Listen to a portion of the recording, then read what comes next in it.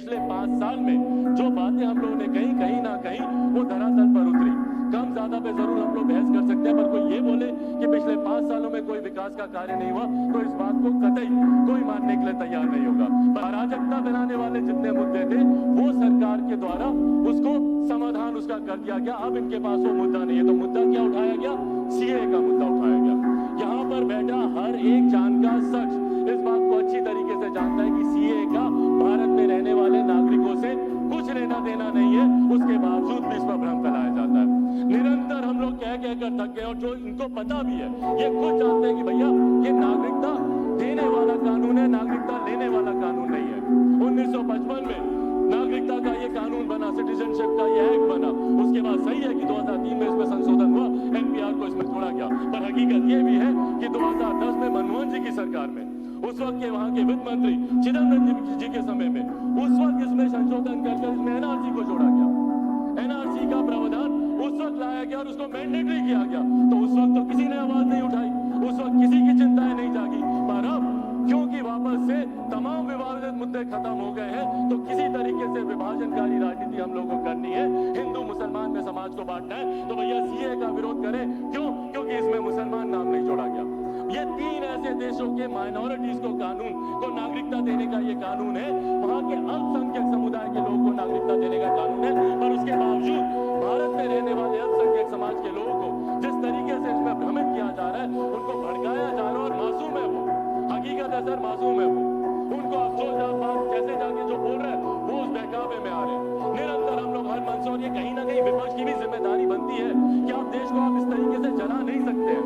और सर इतिहास देखिएगा, हाथ कंगन को आसी गया सर, साल 2 साल 3 साल में पता चल जाएगा कि किसकी नागरिकता छीन ली। पर उस वक्त जब ये बात स्पष्ट होगी कि इस कानून से किसी की नागरिकता नहीं गई, तो उस वक्त इतिहास इन लोगों को, ऐसे राजनीतिक दलों को और ऐसे राजनीतिक नेताओं को कभी माफ नहीं करेगा जिन्होंने देश में आगजनी और अराजकता का माहौल बनाया।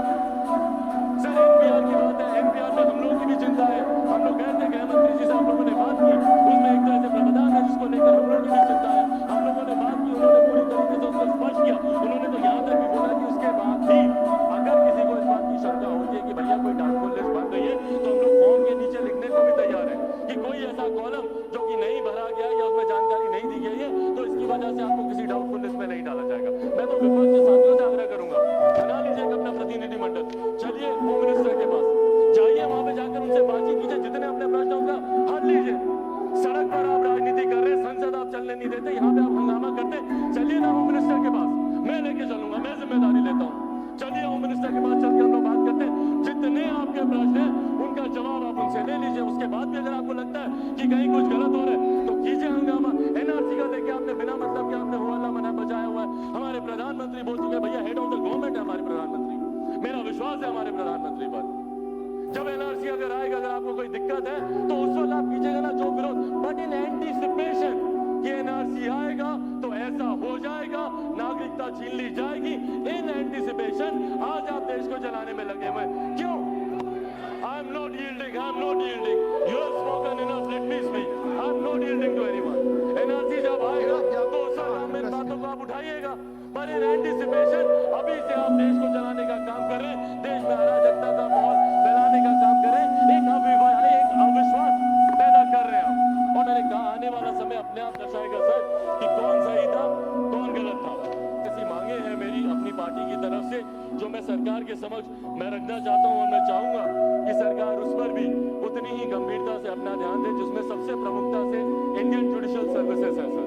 मैं चाहता हूं कि जल्द से जल्द इंडियन जुडिशियल सर्विस का गठन हो, जिस तरीके से आईएएस आईपीएस ऑफिसर्स कंपटीशन के माध्यम से उनकी नियुक्ति होती है, कंपटीशन के माध्यम से वो चुनकर आते हैं, उसी तरीके से मैं चाहता हूं कि जुडिशियल सर्विस में भी जजों की नियुक्ति भी उसी माध्यम से, अभी जिस तरीके से कॉलेजियम बना हुआ है और उस कॉलेजियम में जो गिनती के लोग घर परिवार हैं उसी में से ही जजों की नियुक्ति होती है। मैं चाहता हूं सर कि जो वंचित वर्ग के लोग हैं, ऐसे अनुसूचित जाति जनजाति पिछड़ा वर्ग या ऊंची जाति में भी जो गरीब परिवार के लोग हैं जिनकी रीच वहां तक नहीं है, वो कंपटीशन के माध्यम से। और सर जब ऐसे लोग जज बनकर वहां पे जाएंगे तो जिस तरीके से हम लोग देखते हैं कि जस्टिस डिलेड जस्टिस डिनाइड, और उसका सबसे बड़ा उदाहरण सर निर्भया का case.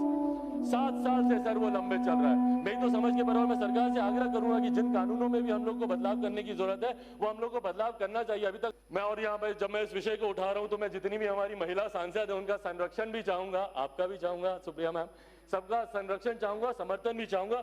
Women reservation bill sir, देश की आधी आबादी है और आधी आबादी, थैंक यू, देश की आधी आबादी है सर और आधी आबादी को अब उसका सम्मान मिलना चाहिए।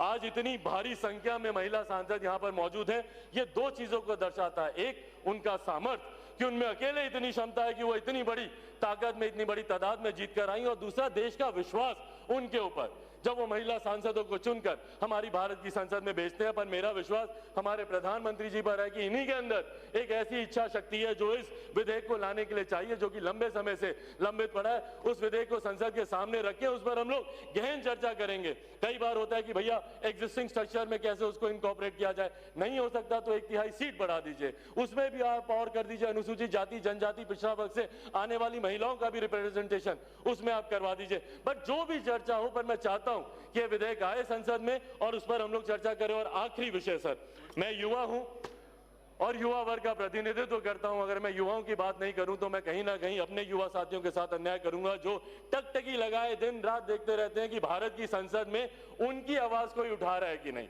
जब मैं बाहर जाता हूं तो मैं उनकी चिंताओं को समझ सकता हूं, जब वो मुझे बोलते हैं कि भैया वहां पर तो हर राजनीतिक दल अपनी राजनीतिक रोटियां सेकता है, हमारी बात कौन करता है, जात पात धर्म मजहब की तो सब बातें करता है, हमारा विषय कौन उठाता है। इसीलिए सर, युवा वर्ग का प्रतिनिधित्व करने के नाते मैं उन युवाओं के तमाम विषयों को उठाना चाहता हूं। मैं चाहता हूं कि युवाओं को लेकर एक गहन चर्चा हो, बेरोजगारी का मुद्दा हो, बेहतर शिक्षा प्रणाली का मुद्दा हो, उनकी बेहतर जीवन शैली का मुद्दा हो, जो भी हो उसमें गहन चर्चा हो। और सर, अब समय है, भारत एक युवा देश है, अब समय है देश में एक राष्ट्रीय युवा आयोग के गठन का।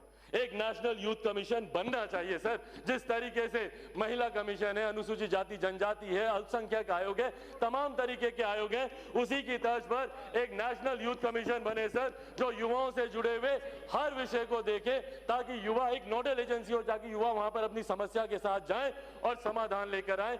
ये 3 महत्वपूर्ण मांगे सर मैं सरकार के समक्ष रखता हूं। उम्मीद करता हूं कि सरकार उसको उतनी गंभीरता से लेगी